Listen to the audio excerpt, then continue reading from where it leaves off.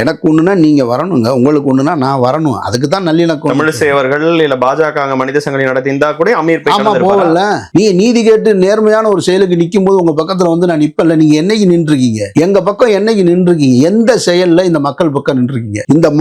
இந்த நாட்டு மக்கள் பூரா ஒரு பக்கம் நிப்பாங்க, நீங்க ஆப்போசிட்ல நிப்பீங்க. இந்த நாட்டு மக்கள் பூரா ஜல்லிக்கட்டு வேணும்பாங்க, நீங்க வேணான்னு ஆப்போசிட்ல நிப்பீங்க. ஜல்லிக்கட்டு வேண்டான்னு பாஜக சொன்னதாமா. எப்படி வந்து விஷத்தை பரப்புறாங்கன்னு பாத்தீங்களா? இப்படித்தான் வந்து இவங்க வரலாறை மாத்திக்கிட்டே இருப்பாங்க. கூச்சமே இல்லாம போய் பேசுறது அப்படிங்கிறது இதுதான். ஜல்லிக்கட்டுக்கு ஆபத்து வந்தது யாரால? காங்கிரஸ் கட்சியால, திமுக கூட்டணியான காங்கிரஸ் கட்சியால. தடை ஏற்பட்டது காங்கிரஸ் கட்சியால. அந்த தடையை நீக்கி தமிழ்நாட்டில் ஜல்லிக்கட்டு நடப்பதற்கு உறுதி செய்தது மோடி அரசாங்கம். ஆனா அமீர் என்ன சொல்றாரு? ஜல்லிக்கட்டு வேண்டாம்னு சொன்னது நீங்க தானே அப்படின்னு சொல்றாரு. எவ்வளவு பெரிய பித்தலாட்டம் அப்படிங்கறத பாத்துக்கோங்க. இப்படித்தான் இவங்க வரலாறை மாத்திக்கிட்டே இருப்பாங்க. ஜல்லிக்கட்டுக்கு தடை ஏற்படுத்தும்படியாக சட்ட திருத்தம் கொண்டு வந்த காங்கிரஸ் கட்சிக்கு தான் இவங்க இஸ்லாமியர்கள் அத்தனை பேரும் ஒட்டுமொத்தமா ஓட்டு போடுவாங்க.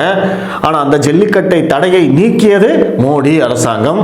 இப்ப மோடி மேலேயே அந்த பழியை தூக்கி போட்டுக்கிறது. எப்படி திருப்பரங்குன்றம் பிரச்சனையை ஆரம்பிச்சதே பாஜக தான், இந்துக்கள் தான் அப்படின்னு சொல்றாங்களோ அதே மாதிரி தான் இதுவும்.